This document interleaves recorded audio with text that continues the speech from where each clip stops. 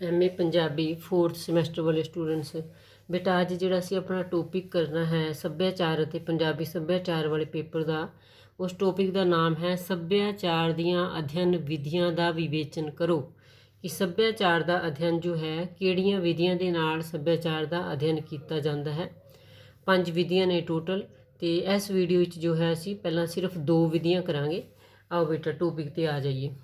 ਦੇਖੋ, ਸੱਭਿਆਚਾਰ ਇੱਕ ਅਜਿਹਾ ਜੁਟ ਅਤੇ ਜਟਿਲ ਸਿਸਟਮ ਹੈ ਜਿਸ ਵਿੱਚ ਕਿਸੇ ਮਨੁੱਖੀ ਸਮਾਜ ਦੇ ਨਿਸ਼ਚਿਤ ਇਤਿਹਾਸਕ ਪੜਾਅ ਅਤੇ ਪ੍ਰਚਲਿਤ ਕਦਰਾਂ ਕੀਮਤਾਂ ਅਤੇ ਉਹਨਾਂ ਦੇ ਨੂੰ ਪ੍ਰਗਟ ਕਰਦੇ ਮਨੁੱਖੀ ਵਿਵਹਾਰ ਦੇ ਪੈਟਰਨ ਅਤੇ ਪਦਾਰਥਕ ਅਤੇ ਬੌਧਿਕ ਵਰਤਾਰੇ ਸ਼ਾਮਿਲ ਹੁੰਦੇ ਹਨ। ਹੁਣ ਇੱਥੇ ਬੇਟਾ ਇੱਕ ਗੱਲ ਤੁਹਾਨੂੰ ਮੈਂ ਦੱਸ ਦਿਆਂ ਕਿ ਸੱਭਿਆਚਾਰ ਜੋ ਹੈ, ਸੱਭਿਆਚਾਰ ਬਾਰੇ ਜੋ ਵੀ ਤੁਸੀਂ ਇੰਟਰੋਡਕਸ਼ਨ ਦੇਣੀ ਹੈਗੀ ਹੈ ਨਾ, ਉਹ ਮੋਸਟਲੀ ਸਾਰੇ ਕੁਐਸਚਨਾਂ ਦੀ ਤੁਹਾਡੀ ਜੋ ਹੈ ਸੇਮ ਹੀ ਹੋਏਗੀ ਕਿ ਸੱਭਿਆਚਾਰ ਕੀ ਹੁੰਦਾ।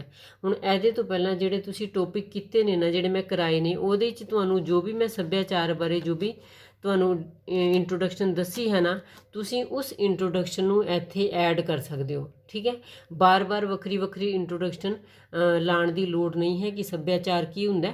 ਤੁਸੀਂ ਉਸੇ ਇੰਟਰੋਡਕਸ਼ਨ ਨੂੰ ਥੋੜ੍ਹੇ ਬਹੁਤ ਚੇਂਜਿਸ ਨਾਲ ਇੱਥੇ ਐਡ ਕਰ ਸਕਦੇ ਹੋ, ਕਿਉਂਕਿ ਸੱਭਿਆਚਾਰ ਦੀ ਪਰਿਭਾਸ਼ਾ ਉਹ ਬਾਰ-ਬਾਰ ਚੇਂਜ ਨਹੀਂ ਹੁੰਦੀ। ਅਤੇ ਫਿਰ ਅੱਗੇ ਦੇਖੀਏ ਅਗਲੀ ਪੀੜ੍ਹੀ, ਦੇਖੋ ਫਿਰ ਅਗਲੀ ਲਾਈਨ ਦੇਖੋ ਇੱਥੇ ਜਿੱਥੇ ਮੈਂ ਪੈਨਸਲ ਲਗਾਈ ਹੈ।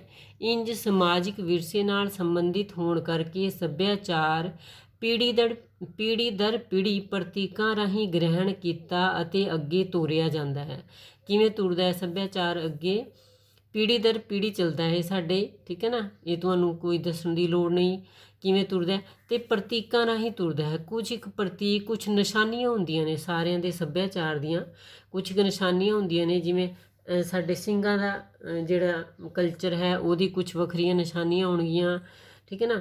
ਹਿੰਦੂ ਭਰਾਵਾਂ ਦਾ ਜਿਹੜਾ ਕਲਚਰ ਹੈ ਉਹ ਵੱਖਰਾ ਹੋਏਗਾ, ਮੁਸਲਿਮ ਭਰਾਵਾਂ ਦਾ ਕਲਚਰ ਵੱਖਰਾ। ਪ੍ਰਤੀਕਾਂ ਰਾਹੀਂ ਚੱਲਦਾ ਹੈ ਅੱਗੇ ਅੱਗੇ ਅੱਗੇ ਵੇਖੋ, ਕਿਸੇ ਭੌਂ ਦਾ ਭੂਮੀ ਖਿੱਤੇ ਦਾ ਸੱਭਿਆਚਾਰ, ਠੀਕ ਹੈ ਨਾ, ਕਿਸੇ ਭੂਮੀ ਜਾਂ ਕਿਸੇ ਵਿਸ਼ੇਸ਼ ਖੇਤਰ ਦਾ ਸੱਭਿਆਚਾਰ ਉੱਥੇ ਦੇ ਲੋਕਾਂ ਦਾ ਕੀਮਤੀ ਸਰਮਾਇਆ ਹੁੰਦਾ ਹੈ।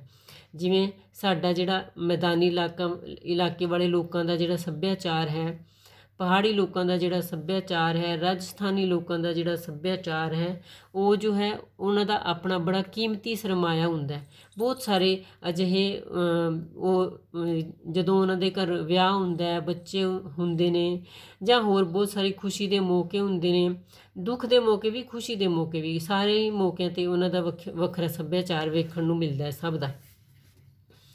ਸੱਭਿਆਚਾਰ ਦਾ ਅਧਿਐਨ ਪਿਛਲੇ ਕੁਝ ਸਮੇਂ ਤੋਂ ਆਰੰਭ ਹੋਇਆ, ਮਤਲਬ ਕਿ ਬਹੁਤ, ਜਿਵੇਂ ਇਹ ਵਾਲੀ ਗੱਲ 'ਤੇ ਅਸੀਂ ਸਭ ਤੋਂ ਪਹਿਲਾਂ ਜਿਹੜਾ ਟੌਪਿਕ ਕੀਤਾ ਸੀ ਉਹਦੇ 'ਚ ਵੀ ਕੀਤਾ ਕਿ ਸੱਭਿਆਚਾਰ ਦਾ ਅਧਿਐਨ ਜੋ ਹੈ ਨਾ, ਕੁਝ ਸਮੇਂ ਤੋਂ ਹੀ ਇਹਦਾ ਅਧਿਐਨ ਹੋਣਾ ਸ਼ੁਰੂ ਹੋਇਆ। ਪਹਿਲਾਂ ਇਹਦਾ ਅਧਿਐਨ ਨਹੀਂ ਹੁੰਦਾ ਸੀ। ਹੁਣ ਇਹ ਕੁਐਸਚਨ ਵੈਸੇ ਬੇਟਾ ਮੈਂ ਤੁਹਾਨੂੰ ਦੱਸਦੀ ਹਾਂ, ਇਹ ਕਾਫੀ ਇੰਪੋਰਟੈਂਟ ਕੁਐਸਚਨ ਹੈ ਅਤੇ ਇਹਨੂੰ ਤੁਸੀਂ ਕਰਨਾ ਜ਼ਰੂਰ ਹੈ। ਜਿਵੇਂ 5 ਵਿਧੀਆਂ ਨੇ ਨਾ, ਘੱਟੋ ਘੱਟ 3 ਵਿਧੀਆਂ ਤੁਹਾਨੂੰ ਚੱਜ ਦੇ ਨਾਲ ਯਾਦ ਹੋਣੀਆਂ ਚਾਹੀਦੀਆਂ ਨੇ ਪੇਪਰ ਦੇ ਲਈ। ਹੁਣ ਦੇਖੋ, ਪਹਿਲੀ ਕਿਹੜੀ ਵਿਧੀ ਹੈ? ਮਾਰਕਸਵਾਦੀ ਵਿਧੀ। ਹੁਣ ਮਾਰਕਸਵਾਦ ਜੋ ਹੈ ਇਹਨੂੰ ਤੁਸੀਂ ਆਪਣੇ MA ਪ੍ਰੀਵੀਅਸ ਦੇ ਪੇਪਰ ਵਿੱਚ ਸਹੀ ਸਿਧਾਂਤ ਤੇ ਵਿਹਾਰਕ ਆਲੋਚਨਾ ਵਿੱਚ ਮਾਰਕਸਵਾਦੀ ਵਿਧੀ ਨੂੰ ਕਰਕੇ ਆਇਓ। ਪਰ ਸੱਭਿਆਚਾਰ ਦੇ ਲਈ ਮਾਰਕਸਵਾਦੀ ਵਿਧੀ ਕਿਵੇਂ ਯੂਜ਼ ਹੁੰਦੀ ਹੈ ਉਹ ਦੇਖੋ। ਪਹਿਲੀ, ਸੱਭਿਆਚਾਰ ਦੀ ਮਾਰਕਸਵਾਦੀ ਵਿਧੀ ਨੂੰ ਵਿਕਸਿਤ ਕਰਨ ਵਾਲੇ ਦੇਖੋ ਉਹੀ ਹੈ ਕਾਰਲ ਮਾਰਕਸ, ਲੇਸਲੀ ਵਾਈਟ ਅਤੇ ਜੂਲੀਅਨ ਸਦੀਵਾਰਡ ਹਨ। ਇਸ ਵਿਧੀ ਅਨੁਸਾਰ ਕਿਸੇ ਸੱਭਿਆਚਾਰ ਅੰਦਰ ਵਿਚਰਦੇ ਵਿਰੋਧ, ਮਤਲਬ ਕਿ ਕਿਸੇ ਸੱਭਿਆਚਾਰ ਦੇ ਅੰਦਰ ਕਿਸੇ ਗੱਲ 'ਤੇ ਵਿਚਰਦੇ ਵਿਰੋਧ, ਉਹਦੇ ਵਿਕਾਸ ਅਤੇ ਵਰਗ ਸੰਘਰਸ਼ ਦਾ ਅਵਲੋਕਨ ਕੀਤਾ ਜਾਂਦਾ ਹੈ। ਇਸ ਵਿਧੀ ਰਾਹੀਂ ਕੀ ਕੀਤਾ ਜਾਂਦਾ ਹੈ? ਕਿਸੇ ਸਮਾਜ ਦੇ ਸੱਭਿਆਚਾਰ ਦੇ ਅੰਦਰ ਜਿਹੜਾ ਕਿਸੇ ਗੱਲਾਂ ਨੂੰ ਲੈ ਕੇ ਵਿਰੋਧ ਚੱਲ ਰਿਹਾ ਹੁੰਦਾ ਹੈ, ਜਾਂ ਇਸ ਸੱਭਿਆਚਾਰ ਨੇ ਕਿਵੇਂ ਵਿਕਾਸ ਕੀਤਾ, ਜਾਂ ਇਸ ਸੱਭਿਆਚਾਰ ਦੇ ਵਿੱਚ ਵਰਗ ਸੰਘਰਸ਼ ਜੋ ਹੈ ਉਹ ਕਿਵੇਂ ਐਡ ਹੈ, ਦਾ ਅਵਲੋਕਨ ਹੁੰਦਾ, ਨੂੰ ਦੇਖਿਆ ਜਾਂਦਾ ਹੈ। ਮਾਰਕਸ ਦੀ ਧਾਰਨਾ ਹੈ ਕਿ ਸਧਾਰਨ ਵਰਗ ਦਾ ਸੱਭਿਆਚਾਰ ਉੱਚ ਵਰਗ ਨਾਲੋਂ ਅੱਡ ਹੁੰਦਾ, ਕਿਉਂਕਿ ਕਾਰਲ ਮਾਰਕਸ ਜੋ ਹੈ ਤੁਹਾਨੂੰ ਪਤਾ ਹੈ ਕਿ ਕਾਰਲ ਮਾਰਕਸ ਨੇ ਹੀ ਮਜ਼ਦੂਰਾਂ ਦੇ ਹਿੱਤਾਂ ਦੀ ਗੱਲ ਕੀਤੀ ਸਭ ਤੋਂ ਪਹਿਲਾਂ। ਉਹ ਕਹਿੰਦਾ ਕਿ ਆਮ ਲੋਕਾਂ ਦਾ ਜਿਹੜਾ ਸੱਭਿਆਚਾਰ ਹੁੰਦਾ ਨਾ, ਉਹ ਅਮੀਰ ਲੋਕਾਂ ਦੇ ਸੱਭਿਆਚਾਰ ਤੋਂ ਵੱਖਰਾ ਹੁੰਦਾ, ਪਰੰਤੂ ਸਧਾਰਨ ਵਰਗ ਦੇ ਸੱਭਿਆਚਾਰ ਉੱਪਰ ਉੱਚ ਵਰਗ ਦੇ ਸੱਭਿਆਚਾਰ ਜੋ ਹੈ, ਉੱਚ ਵਰਗ ਦਾ ਸੱਭਿਆਚਾਰ ਉਹ ਭਾਰੂ ਰਹਿੰਦਾ।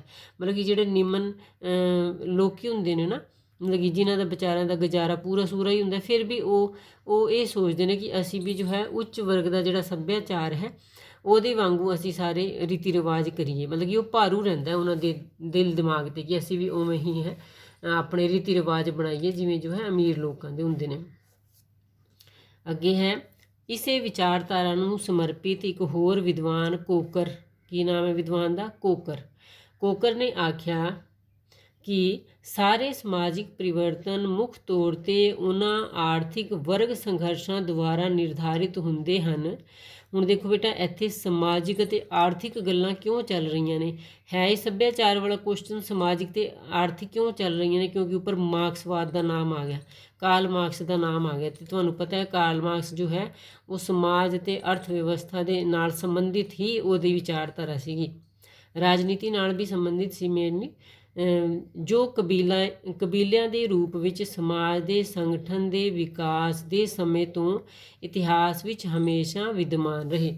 ਹੁਣ ਕੀ ਕਹਿੰਦਾ ਕੋਕਰ, ਕੀ ਕਹਿੰਦਾ ਜਿਹੜੇ ਸਮਾਜਿਕ ਪਰਿਵਰਤਨ ਹੁੰਦੇ ਨੇ ਨਾ, ਉਹ ਮੁੱਖ ਤੌਰ 'ਤੇ ਆਰਥਿਕ ਵਰਗ ਸੰਘਰਸ਼ਾਂ ਦੁਆਰਾ ਆਪਣੀ ਅਰਥ ਵਿਵਸਥਾ ਨੂੰ ਸੁਧਾਰਨ ਦੇ ਲਈ ਜਿਹੜੇ ਸੰਘਰਸ਼ ਕੀਤੇ ਜਾਂਦੇ ਨੇ ਨਾ, ਉਹਨਾਂ ਦੁਆਰਾ ਨਿਰਧਾਰਿਤ ਹੁੰਦੇ ਨੇ। ਸਮਾਜਿਕ ਪਰਿਵਰਤਨ ਜਿਹੜੇ ਹੁੰਦੇ ਨੇ ਉਹ ਆਪਣੀ ਅਰਥ ਵਿਵਸਥਾ ਨੂੰ ਸੁਧਾਰਨ ਵਾਲੇ ਲੋਕਾਂ ਦੇ ਦੁਆਰਾ ਜੋ ਹੈ ਨਿਰਧਾਰਿਤ ਹੁੰਦੇ ਨੇ। ਕਿਵੇਂ? ਜੋ ਕਬੀਲਿਆਂ ਦੇ ਰੂਪ ਵਿੱਚ, ਹੁਣ ਪਹਿਲੇ ਸਮੇਂ 'ਚ ਲੋਕੀ ਕਿਵੇਂ ਰਹਿੰਦੇ ਹੁੰਦੇ ਸੀ? ਕਬੀਲਿਆਂ ਦੇ ਰੂਪ ਵਿੱਚ ਰਹਿੰਦੇ ਹੁੰਦੇ ਸੀ। ਜੋ ਕਬੀਲਿਆਂ ਦੇ ਰੂਪ ਵਿੱਚ ਸਮਾਜ ਦੇ ਸੰਗਠਨ ਦੇ ਵਿਕਾਸ, ਕਬੀਲਿਆਂ ਦੇ ਰੂਪ ਵਿੱਚ ਰਹਿੰਦੇ ਸੀ, ਉਹਨਾਂ ਦਾ ਆਪਣਾ ਇੱਕ ਪੂਰਾ ਸਮਾਜ ਹੁੰਦਾ ਸੀ ਅਤੇ ਉਹਦਾ ਵਿਕਾਸ ਦੇ ਸਮੇਂ ਉਹਦੇ ਇਤਿਹਾਸ ਵਿੱਚ ਵਿਦਮਾਨ ਰਹਿੰਦੇ ਸੀ। ਮਤਲਬ ਕਿ ਉਹਨਾਂ ਨੇ ਆਪਣੇ ਰੂਲ ਬਣਾਏ ਹੁੰਦੇ ਸੀ, ਸਾਡੇ ਕਬੀਲੇ ਦਾ ਇਹੀ ਰੂਲ ਹੈ। ਮਾਨਵ ਜਾਤੀ ਦਾ ਇਤਿਹਾਸ ਵਧੇਰੇ ਕਰਕੇ ਵਰਗ ਸੰਘਰਸ਼ ਦਾ ਹੀ ਇਤਿਹਾਸ ਰਿਹਾ, ਕਿਉਂਕਿ ਇਹ ਸਾਰੇ ਵਿਦਵਾਨ ਮਾਰਕਸਵਾਦੀ ਵਿਦਵਾਨ ਨੇ, ਇਸ ਲਈ ਜੋ ਹੈ ਇਹ ਵਰਗ ਸੰਘਰਸ਼ ਦੀ ਗੱਲ ਨਾਲ ਸਾਰੇ ਲਿਟਰੇਚਰ ਨੂੰ ਜੋੜਦੇ ਨੇ ਅਤੇ ਕੀ ਕਹਿੰਦੇ ਕਿ ਮਾਨਵ ਜਾਤੀ ਦਾ ਜਿਹੜਾ ਇਤਿਹਾਸ ਹੈ ਨਾ, ਉਹ ਵਰਗ ਸੰਘਰਸ਼ ਦਾ ਇਤਿਹਾਸ ਰਿਹਾ। ਹੁਣ ਜੋ ਹੈ ਅੱਗੇ ਵੇਖਦੇ ਹਾਂ ਆਪਾਂ, ਇੱਕ ਹੋਰ ਵਿਦਵਾਨ ਹੈ ਮਾਰਵਿਨ ਹੈਰਿਸ। ਹੁਣ ਦੇਖੋ ਬੇਟਾ, ਮਾਰਵਿਨ ਹੈਰਿਸ ਦੀ ਅਸੀਂ ਪਰਿਭਾਸ਼ਾ ਨਹੀਂ ਕਰਾਂਗੇ ਕਿਉਂਕਿ ਫਿਰ ਨਾ ਇੰਟਰੋਡਕਸ਼ਨ ਹੀ ਬਹੁਤ ਲੰਬੀ ਹੋ ਜਾਏਗੀ ਕੁਐਸਚਨ ਦੀ। ਜਿੱਥੇ ਮੈਂ ਪੈਨਸਲ ਲਗਾਉਂਗੀ ਉੱਥੋਂ ਦੀ ਦੇਖਣਾ ਤੁਸੀਂ ਦੇਖੋ ਇੱਥੇ ਇੱਕ ਵਿਦਵਾਨ ਦਾ ਨਾਮ ਦਿੱਤਾ ਹੈ ਡੇ ਹਰੇਡਾਰਫ ਨੇ ਵੀ ਸੰਘਰਸ਼ ਸਿਧਾਂਤ ਉੱਪਰ ਜ਼ੋਰ ਦਿੱਤਾ। ਕਿਹੜੇ ਸਿਧਾਂਤ ਉੱਪਰ? ਸੰਘਰਸ਼ ਸਿਧਾਂਤ ਉੱਪਰ ਜ਼ੋਰ ਦਿੱਤਾ। ਉਸ ਦੀ ਧਾਰਨਾ ਹੈ ਕਿ ਹਰ ਸਮਾਜ ਅੰਦਰ ਕਈ ਸੰਸਥਾਵਾਂ ਅਤੇ ਸਮਾਜਿਕ ਇਕਾਈਆਂ, ਕਿਵੇਂ ਪਰਿਵਾਰ, ਜਾਤ, ਵਰਗ ਜਾਂ ਧਾਰਮਿਕ ਸੰਪਰਦਾਇ ਆਦਿ ਹੁੰਦੇ ਨੇ। ਇਹਨੂੰ ਕਰ ਲੈਣਾ ਤੁਸੀਂ, ਇਹ ਆਸਾਨ ਵੀ ਹੈ ਕਿ ਹਰ ਸਮਾਜ ਦੇ ਅੰਦਰ ਬਹੁਤ ਸਾਰੀਆਂ ਸੰਸਥਾਵਾਂ ਅਤੇ ਸਮਾਜਿਕ ਇਕਾਈਆਂ ਹੁੰਦੀਆਂ ਨੇ। ਸਮਾਜਿਕ ਇਕਾਈਆਂ ਕਿਵੇਂ? ਪਰਿਵਾਰ ਹੁੰਦੇ ਨੇ, ਉਹਨਾਂ ਦੇ ਆਪਣੀ ਜਾਤ ਹੁੰਦੀ ਹੈ ਅਤੇ ਬਹੁਤ ਸਾਰੇ ਉਹਨਾਂ ਦੇ ਧਾਰਮਿਕ ਸੰਪਰਦਾਇ ਹੁੰਦੇ ਨੇ ਜਿਨ੍ਹਾਂ ਨੇ ਉਹਨਾਂ ਦੇ ਸੱਭਿਆਚਾਰ ਨੂੰ ਨਿਰਧਾਰਿਤ ਕੀਤਾ ਹੁੰਦਾ। ਇਹਨਾਂ ਇਕਾਈਆਂ ਅੰਦਰ ਸਮਾਜ ਦੇ ਮੈਂਬਰਾਂ ਦੀਆਂ ਵੱਖ-ਵੱਖ ਭੂਮਿਕਾਵਾਂ ਹੁੰਦੀਆਂ ਨੇ ਅਤੇ ਇਹ ਭੂਮਿਕਾਵਾਂ ਜਿਹੜੀਆਂ ਨੇ ਸ਼ਕਤੀ ਸੰਬੰਧ 'ਤੇ ਆਧਾਰਿਤ ਹੁੰਦੀਆਂ ਨੇ ਕਿ ਉਹਨਾਂ ਮੈਂਬਰਾਂ ਦੇ ਕੋਲ ਪਾਵਰ ਹੁੰਦੀ ਹੈ ਕਿ ਉਹ ਆਪਣੇ ਹੀ ਸੱਭਿਆਚਾਰ ਨੂੰ ਮਨਵਾਉਂਦੇ ਨੇ, ਉਹਨਾਂ ਦੇ ਕੋਲੋਂ, ਆਪਣੇ ਸਾਰੇ ਕਬੀਲੇ ਦੇ ਲੋਕਾਂ ਦੇ ਕੋਲੋਂ। ਉਹਦੇ ਤੋਂ ਬਾਹਰ, ਉਸ ਸੱਭਿਆਚਾਰ ਤੋਂ ਬਾਹਰ ਜੋ ਹੈ ਕੋਈ ਨਹੀਂ ਜਾ ਸਕਦਾ। ਹੁਣ ਇੱਕ ਵਿਦਵਾਨ ਹੈ ਲੁਕਾਸ ਨੇ ਮਾਰਕਸ ਅਤੇ ਵੈਬਰ ਦੋਹਾਂ ਦਾ ਮਿਸ਼ਰਣ ਪ੍ਰਸਤੁਤ ਕੀਤਾ। ਉਸ ਦਾ ਕਾਰਨ ਹੈ ਕਿ ਉਹਦਾ ਕਹਿਣਾ ਹੈ ਕਿ ਭੌਤਿਕ ਚੀਜ਼ਾਂ ਵਿੱਚ ਜੋ ਦਵੰਦ ਮਿਲਦਾ ਹੈ ਉਹ ਅਸਲ ਵਿੱਚ ਮਾਨਵੀ ਚੇਤਨਾ ਵਿੱਚ ਮੌਜੂਦ ਰਹਿੰਦਾ। ਭੌਤਿਕ ਵਸਤਾਂ ਕਿਹੜੀਆਂ? ਜਿਹੜੀਆਂ ਸੰਸਾਰਕ ਵਸਤੂਆਂ ਹੁੰਦੀਆਂ ਨੇ ਜਿਨ੍ਹਾਂ ਨੂੰ ਅਸੀਂ ਦੇਖ ਸਕਦੇ ਹਾਂ, ਜਿਹੜੀ ਸਾਡੀਆਂ ਸੁੱਖ ਸੁਵਿਧਾਵਾਂ ਹੁੰਦੀਆਂ ਨੇ, ਉਹਨਾਂ ਦੇ ਵਿੱਚ ਕਹਿੰਦਾ ਜਿਹੜਾ ਦਵੰਦ ਚੱਲਦਾ ਹੈ ਨਾ, ਤਣਾਵ ਚੱਲਦਾ ਹੈ, ਉਹ ਅਸਲ ਵਿੱਚ ਸਾਡੀ ਚੇਤਨਾ ਦੇ ਵਿੱਚ ਮੌਜੂਦ ਹੁੰਦਾ ਹੈ ਕਿਉਂਕਿ ਅਸੀਂ ਉਹਨੂੰ ਹਾਸਿਲ ਕਰਨਾ ਚਾਹੁੰਦੇ ਹਾਂ। ਹੁਣ ਦੇਖੋ ਮੈਂ ਕਿਹਾ ਨਾ ਕਿ ਇਹਦੀਆਂ ਜਿਹੜੀਆਂ ਨੇ 5 ਅਧਿਐਨ ਦੀਆਂ 5 ਵਿਧੀਆਂ ਨੇ। ਹੁਣ ਪਹਿਲੀ ਵਿਧੀ ਜੋ ਹੈ ਤੁਸੀਂ ਕਰ ਲਈ ਮਾਰਕਸਵਾਦੀ ਵਿਧੀ। ਹੁਣ ਦੂਜੀ ਵਿਧੀ ਦੇਖੋ, ਦੂਜੀ ਵਿਧੀ ਕਿਹੜੀ ਹੋਈ? ਵਿਸ਼ਲੇਸ਼ਣ ਵਿਧੀ। ਕਿਹੜੀ ਵਿਧੀ ਹੈ ਦੂਜੀ? ਵਿਸ਼ਲੇਸ਼ਣ ਵਿਧੀ। ਦੇਖੋ ਇੱਥੇ ਥੱਲੇ ਤੁਹਾਨੂੰ ਦਿਖ ਨਹੀਂ ਰਿਹਾ ਹੋਵੇਗਾ, ਇਹ ਹੈ ਵਿਸ਼ਲੇਸ਼ਣ ਵਿਧੀ। ਵਿਸ਼ਲੇਸ਼ਣ ਵਿਧੀ ਉਹ ਵਿਧੀ ਹੈ ਜਿਹੜੀ ਕਿਸੇ ਸੱਭਿਆਚਾਰਕ ਵਸਤੂ ਨੂੰ ਆਪਣੇ ਅਧਿਐਨ ਇਕਾਈ ਵਜੋਂ ਸਵੀਕਾਰ ਕਰਦੀ ਹੈ। ਸੱਭਿਆਚਾਰ ਵਾਲੀ ਕਿਸੇ ਵੀ ਵਸਤੂ ਨੂੰ ਆਪਣੇ ਅਧਿਐਨ, ਵਿਸ਼ਲੇਸ਼ਣ ਹੁੰਦਾ ਕਿਸੇ ਚੀਜ਼ ਨੂੰ ਐਨਾਲਾਈਜ਼ ਕਰਨਾ। ਵਿਸ਼ਲੇਸ਼ਣ ਨੂੰ ਇੰਗਲਿਸ਼ ਵਿੱਚ ਐਨਾਲਾਈਜ਼ ਕਹਿੰਦੇ ਨੇ ਨਾ, ਅਧਿਐਨ ਵਜੋਂ ਸਵੀਕਾਰ ਕਰਨਾ। ਇਸ ਨੂੰ ਸਧਾਰਨ ਤੌਰ 'ਤੇ ਪੁਰਾਤੱਤਵ ਵਿਗਿਆਨ ਦਾ ਢੰਗ ਆਖਿਆ ਜਾਂਦਾ ਹੈ। ਪੁਰਾਤੱਤਵ ਵਿਗਿਆਨ ਕੀ ਹੁੰਦਾ? ਦੇਖੋ ਬੇਟਾ, ਜਿਹੜੇ ਬੱਚੇ ਤੁਸੀਂ ਹਿਸਟਰੀ ਪੜ੍ਹ ਕੇ ਆਏ ਹੋ, ਵੈਸੇ ਤਾਂ ਹਿਸਟਰੀ ਕੀ ਤੁਸੀਂ 8th 10th ਤੱਕ ਇਹ ਗੱਲਾਂ ਪੜ੍ਹੀਆਂ ਹੁੰਦੀਆਂ ਨੇ, ਹੜੱਪਾ ਸੰਸਕ੍ਰਿਤੀ ਅਤੇ ਹੋਰ ਸਿੰਧੂ ਸੱਭਿਅਤਾ, ਬਹੁਤ ਸਾਰੀ ਇਹ ਪੜ੍ਹੀ ਹੁੰਦੀ ਨੇ। ਤੁਹਾਨੂੰ ਪਤਾ ਹੈ ਕਿ ਪੁਰਾਤੱਤਵ ਵਿਭਾਗ ਵਾਲਿਆਂ ਨੇ ਖੁਦਾਈ ਦੇ ਨਾਲ ਜੋ ਹੈ ਉਹਨਾਂ ਦੇ ਅਵਸ਼ੇਸ਼ ਕੱਢੇ ਅਤੇ ਪਤਾ ਲੱਗਿਆ ਕਿ ਇੱਥੇ ਹੜੱਪਾ ਸੰਸਕ੍ਰਿਤੀ ਸੀ, ਇੱਥੇ ਜੋ ਹੈ ਸਿੰਧੂ ਘਾਟੀ ਵਾਲੀ ਸੱਭਿਅਤਾ ਸੀਗੀ। ਠੀਕ ਹੈ, ਉਸੇ ਤਰ੍ਹਾਂ ਜੋ ਹੈ ਇਹਦੇ 'ਚ ਵੀ ਸੱਭਿਆਚਾਰ ਦਾ ਵੀ ਅਧਿਐਨ ਵਿਸ਼ਲੇਸ਼ਣ ਵਿਧੀ ਦੁਆਰਾ ਕੀਤਾ ਜਾਂਦਾ ਹੈ, ਜਿਵੇਂ ਉਹ ਵਿਦਵਾਨ ਕਰਦੇ ਸੀ। ਜਿੱਥੇ ਇਤਿਹਾਸਕ ਵਿਧੀ ਸਾਨੂੰ ਕੇਵਲ ਸੱਭਿਆਚਾਰ ਦੇ ਇਤਿਹਾਸਕ ਯੁੱਗ ਬਾਰੇ ਦੱਸ ਸਕਦੀ ਹੈ, ਜੇਕਰ ਅਸੀਂ ਇਤਿਹਾਸਕ ਵਿਧੀ ਨਾਲ ਸੱਭਿਆਚਾਰ ਦਾ ਅਧਿਐਨ ਕਰਾਂਗੇ ਨਾ, ਤਾਂ ਉਹ ਸਾਨੂੰ ਕੇਵਲ ਸੱਭਿਆਚਾਰ ਦੇ ਇਤਿਹਾਸਕ ਯੁੱਗ ਬਾਰੇ ਦੱਸੇਗੀ, ਸਿਰਫ ਇਤਿਹਾਸਕ ਯੁੱਗ ਬਾਰੇ। ਪਰ ਉਹ ਪੁਰਾਣੀਆਂ ਗੱਲਾਂ ਬਾਰੇ ਚੁੱਪ ਹੈ। ਪਰ ਉਹਨੂੰ ਬਹੁਤਾ ਜ਼ਿਆਦਾ ਮਤਲਬ ਕਿ ਇਤਿਹਾਸਕ ਜੇਕਰ ਵਿਧੀ ਨਾਲ ਇਹਦਾ ਅਧਿਐਨ ਕੀਤਾ ਜਾਏਗਾ, ਉਹ ਬਹੁਤ ਦੂਰ ਤੱਕ ਨਹੀਂ ਜਾ ਸਕਦੀ, ਕਿਉਂਕਿ ਡੇਟਸ ਤੇ ਕਲੀਅਰ ਹੈ ਨਹੀਂ ਨਾ। ਇਤਿਹਾਸਕ ਵਾਲੀ 'ਚ ਤੇ ਡੇਟਸ ਪਤਾ ਹੋਣੀਆਂ ਚਾਹੀਦੀਆਂ ਨੇ, ਤਰੀਕਾਂ ਪਤਾ ਹੋਣੀਆਂ ਚਾਹੀਦੀਆਂ ਨੇ। ਇਸ ਵਿਧੀ ਅਨੁਸਾਰ ਖੁਦਾਈ ਤੋਂ ਪ੍ਰਾਪਤ ਸਮੱਗਰੀ ਦੇ ਆਧਾਰ 'ਤੇ ਪ੍ਰਾਚੀਨ ਮਾਨਵੀ ਸੱਭਿਆਚਾਰ ਦੀ ਉਤਪੱਤੀ, ਸਮਾਨ ਆਏਗਾ ਵੈਸੇ ਇੱਥੇ, ਸੱਭਿਆਚਾਰ ਦੀ ਉਤਪੱਤੀ, ਇੱਥੇ ਉੱਪਰ ਦੇਖਣਾ ਬੇਟਾ, ਸੱਭਿਆਚਾਰ ਦੀ ਉਤਪੱਤੀ, ਉਸ ਦੀ ਚੜ੍ਹਤ ਅਤੇ ਪੜ੍ਹਨ ਦੀ ਜਾਣਕਾਰੀ ਮਿਲਦੀ ਹੈ। ਸੱਭਿਆਚਾਰ ਨੂੰ ਖੁਦਾਈ ਦੁਆਰਾ ਪਤਾ ਲੱਗਦਾ ਹੈ, ਜੋ ਵੀ ਕੁਝ ਖੁਦਾਈ ਨਾਲ, ਜਦੋਂ ਸੱਭਿਆਚਾਰ ਦੇ ਕੁਛ ਇੱਕ ਪੁਰਾਤੱਤਵ ਵਿਭਾਗ ਜਦੋਂ ਖੁਦਾਈ ਕਰਦਾ ਹੈ, ਉਹਦੇ ਨਾਲ ਜੋ ਵੀ ਕੁਛ ਲੱਭਦਾ ਹੈ, ਉਹਦੇ ਨਾਲ। ਪੁਰਾਤੱਤਵ ਸ਼ਾਸਤਰੀ ਵਿਧੀ ਦੁਆਰਾ ਜਦੋਂ ਪੂਰਵ ਇਤਿਹਾਸਕ ਔਜ਼ਾਰਾਂ, ਹੁਣ ਇਹਨੂੰ ਅੰਡਰਲਾਈਨ ਕਰੀ ਜਾਣਾ, ਪੂਰਵ ਇਤਿਹਾਸਕ ਔਜ਼ਾਰਾਂ, ਉਪਕਰਣ ਅਤੇ ਮਨੁੱਖੀ ਕਲਾ ਕਿਰਤੀਆਂ ਦੇ ਬਾਕੀ ਬਚੇ ਅਵਸ਼ੇਸ਼ਾਂ ਦਾ ਅਧਿਐਨ ਹੁੰਦਾ ਹੈ, ਤਾਂ ਮਨੁੱਖੀ ਇਤਿਹਾਸ ਦੀਆਂ ਪ੍ਰਕਿਰਿਆਵਾਂ, ਸਮਾਜਿਕ ਜੀਵਨ ਅਤੇ ਸੱਭਿਆਚਾਰ ਦੇ ਬਹੁਤ ਸਾਰੇ ਵਿਸ਼ਿਆਂ ਉੱਪਰ ਪ੍ਰਕਾਸ਼ ਪੈਂਦਾ ਹੈ। ਮਤਲਬ ਕਿ ਜਦੋਂ ਖੁਦਾਈ ਦੇ ਨਾਲ ਜੋ ਵੀ ਵਸਤਾਂ ਮਿਲਦੀਆਂ ਨੇ ਨਾ ਪੁਰਾਤੱਤਵ ਵਿਭਾਗ ਵਾਲਿਆਂ ਨੂੰ, ਉਹਦੇ ਨਾਲ ਜੋ ਹੈ ਸੱਭਿਆਚਾਰ ਦੇ ਬਹੁਤ ਸਾਰੇ ਵਿਸ਼ਿਆਂ ਦੇ ਉੱਤੇ ਜੋ ਹੈ ਪ੍ਰਕਾਸ਼ ਪੈਂਦਾ ਹੈ ਕਿ ਉਸ ਸਮੇਂ ਦੇ ਲੋਕਾਂ ਦਾ ਸੱਭਿਆਚਾਰ ਕਿਹੋ ਜਿਹਾ ਸੀਗਾ। ਇਹ ਵਿਧੀ ਜੋ ਹੈ ਇਹ ਔਖੀ ਜ਼ਰੂਰ ਹੈ, ਪਰ ਮਾਨਵ ਇਤਿਹਾਸ ਅਤੇ ਸੱਭਿਆਚਾਰ ਦੇ ਪੁਨਰ ਨਿਰਮਾਣ ਵਿੱਚ ਇਸ ਦਾ ਮਹੱਤਵ ਓਨਾ ਹੀ ਜ਼ਿਆਦਾ ਹੈ, ਬਹੁਤ ਜ਼ਿਆਦਾ ਹੈਗਾ ਇਹਦਾ। ਮਤਲਬ ਕਿ ਔਖਾ ਕੰਮ ਹੈ ਬਹੁਤ ਖੁਦਾਈ ਕਰਕੇ ਲੱਭਣਾ। ਇੰਨਾ ਹੋਣ 'ਤੇ ਵੀ ਇਸ ਵਿਧੀ ਵਿੱਚ ਪ੍ਰਮੁੱਖ ਘਾਟ ਇਹ ਹੈ ਕਿ ਇਸ ਨਾਲ ਸਮਾਜਿਕ ਜੀਵਨ ਅਤੇ ਸੱਭਿਆਚਾਰ ਦਾ ਕੇਵਲ ਆਂਸ਼ਿਕ ਗਿਆਨ ਹੀ ਪ੍ਰਾਪਤ ਹੁੰਦਾ। ਮਤਲਬ ਕਿ ਉਹਨਾਂ ਨਿਰਜੀਵ ਵਸਤੂਆਂ ਤੋਂ ਜਿਹੜੀਆਂ ਖੁਦਾਈ ਨਾਲ ਲੱਭੀਆਂ ਨੇ, ਉਹਨਾਂ ਨਾਲ ਕਿੰਨਾ ਕੁ ਸਮਾਜਿਕ ਜੀਵਨ ਦਾ ਸਾਨੂੰ ਪਤਾ ਲੱਗ ਜਾਏਗਾ ਕਿ ਲੋਕਾਂ ਦਾ ਸਮਾਜਿਕ ਜੀਵਨ ਕਿਹੋ ਜਿਹਾ ਸੀਗਾ। ਨਿਰਜੀਵ ਵਸਤੂਆਂ ਲੱਭਦੀਆਂ ਨੇ ਨਾ ਖੁਦਾਈ ਤੋਂ। ਇਸ ਵਿਧੀ ਦੇ ਮਾਧਿਅਮ ਦੁਆਰਾ ਅਸੀਂ ਪ੍ਰਾਚੀਨ ਮਾਨਵ ਦੇ ਜੀਵਨ ਦੇ ਸਿਰਫ ਭੌਤਿਕ ਪੱਖ ਤੋਂ ਹੀ ਜਾਣੂ ਹੋ ਸਕਦੇ ਹਾਂ ਕਿ ਉਹਦੇ ਕੋਲ ਵਸਤੂਆਂ ਕਿਹੜੀਆਂ ਸੀਗੀਆਂ। ਭੌਤਿਕ ਹੁੰਦਾ ਜੋ ਦਿਸਦਾ ਹੈ, ਜੋ ਵਸਤੂਆਂ ਕਿਹੜੀਆਂ ਸੀਗੀਆਂ, ਇਹ ਉਹ ਹੀ ਜਾਣ ਸਕਦੇ ਹਾਂ ਅਸੀਂ ਕੇਵਲ ਇੰਨਾ ਕੁ ਜਾਣ ਸਕਦੇ ਹਾਂ ਕਿ ਉਸ ਕਾਲ ਦੇ ਲੋਕ ਕਿਹੋ ਜਿਹੇ ਘਰਾਂ ਵਿੱਚ ਰਹਿੰਦੇ ਸੀ, ਕਿਸ ਪ੍ਰਕਾਰ ਦੇ ਔਜ਼ਾਰ ਲਿਆਉਂਦੇ ਸੀ, ਉਹ ਬਣਾਉਂਦੇ ਸੀ, ਮੂਰਤੀ ਪੂਜਕ ਸੀਗੇ, ਗਹਿਣੇ ਕਿਹੋ ਜਿਹੇ ਪਾਉਂਦੇ ਸੀ, ਜਾਂ ਉਹਨਾਂ ਦੇ ਜਿਹੜੇ ਸਿੱਕੇ ਹੁੰਦੇ ਸੀ ਉਹ ਕਿਹੋ ਜਿਹੇ ਸੀਗੇ। ਇਹਨਾਂ ਗੱਲਾਂ ਦਾ ਪਤਾ ਲੱਗਦਾ। ਉਹ ਕਿਸੇ ਧਰਤ ਦਾ ਪ੍ਰਯੋਗ ਕਰਦੇ ਸਨ ਜਾਂ ਨਹੀਂ, ਇਹ ਵਰਡ ਗਲਤ ਲਿਖਿਆ ਹੋਇਆ ਇੱਥੇ। ਅਤੇ ਹੋਰ ਕੀ ਪਤਾ, ਪ੍ਰਾਚੀਨ ਮਾਨਵ ਦੇ ਜੀਵਨ ਦੀ ਪਰਾਭੌਤਿਕ ਨੋਨ ਮੈਟੀਰੀਅਲ ਪੱਖਾਂ ਬਾਰੇ ਕੁਝ ਨਹੀਂ ਕਿਹਾ ਜਾ ਸਕਦਾ।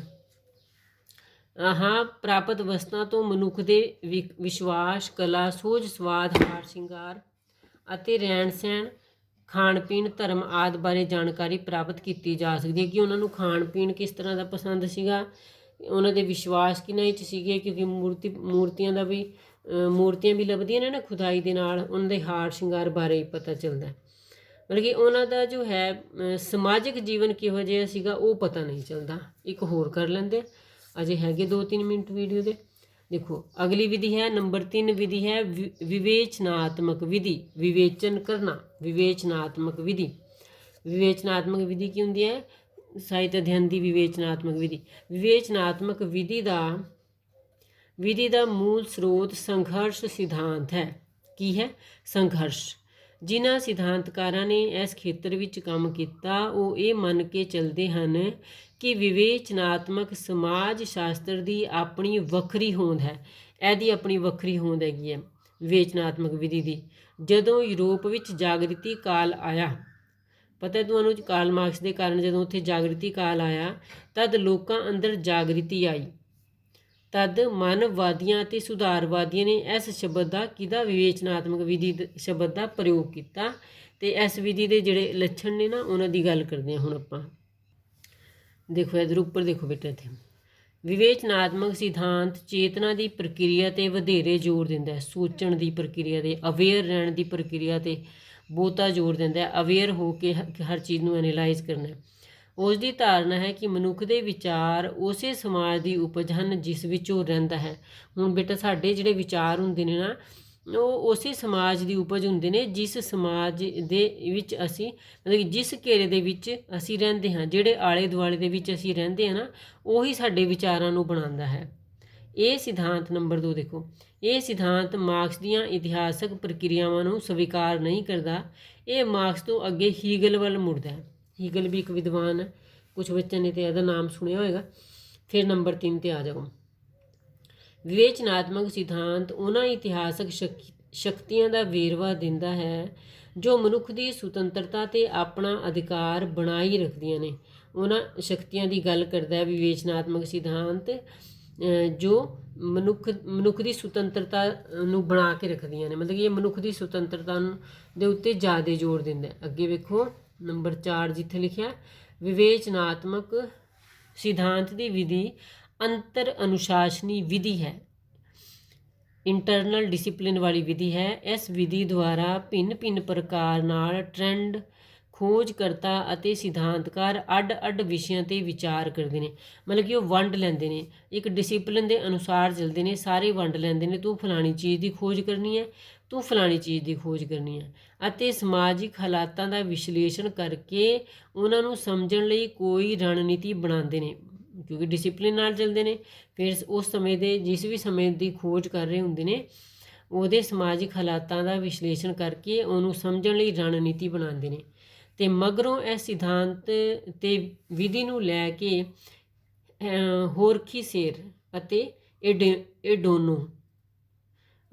ਏਡੋਨੇ ਦੋ ਵਿਦਵਾਨ ਨੇ, ਹੋਰਖੀਸੇਰ ਅਤੇ ਏਡੋਨੇ ਨੇ ਕੰਮ ਕੀਤਾ। ਦੋਵੇਂ ਕਹਿੰਦੇ ਹਨ ਕਿ ਵਿਵੇਚਨਾਤਮਕ ਸਿਧਾਂਤ ਨੂੰ ਮਨੁੱਖ ਦੀ ਸੁਤੰਤਰਤਾ ਪਰ ਹਮਲਾ ਕਰਨ ਵਾਲੀਆਂ ਇਤਿਹਾਸਿਕ ਸ਼ਕਤੀਆਂ ਦਾ ਵੇਰਵਾ ਦੇਣਾ ਚਾਹੀਦਾ ਹੈ, ਮਤਲਬ ਕਿ ਇਹਨਾਂ ਨੂੰ ਜੋ ਹੈ ਇੰਨੀ ਡੀਪਲੀ ਕੰਮ ਕਰਨਾ ਚਾਹੀਦਾ ਕਿ ਮਨੁੱਖ ਦੀ ਸੁਤੰਤਰਤਾ ਦੇ ਉੱਤੇ ਜਿਹੜੀਆਂ ਸ਼ਕਤੀਆਂ ਹਮਲਾ ਕਰਦੀਆਂ ਰਹੀਆਂ ਨਾ ਉਹਨਾਂ ਦਾ ਵੇਰਵਾ ਵੀ ਲੱਭਣੇ।